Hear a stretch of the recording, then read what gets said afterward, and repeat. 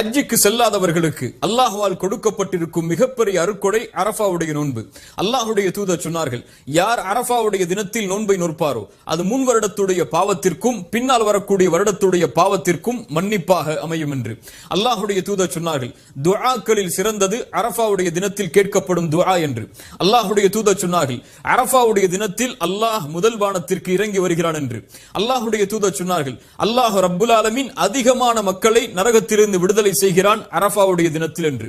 லைலத்துல் கத்ருடைய இரவு ரமதானுடைய மாதத்தில் கடைசி 10 இரவுகளில் எப்போதென்று எமக்கு தெரியாது. ஆனால் அதை தேடி எம்மில் பலர் அமல் செய்தோம்.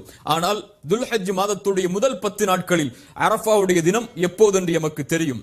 சிந்தனை உள்ளவர்கள், அல்லாஹ்வுடைய அன்பை விரும்புபவர்கள், அல்லாஹ்வுடைய அருளை எதிர்பார்ப்பவர்கள் இந்த நாளை பயன்படுத்துவார்கள். நீங்கள் பார்த்து கொண்டிருப்பது கைட் ஃபார் பாரடைஸ், சொர்க்கத்தின் வழிகாட்டி.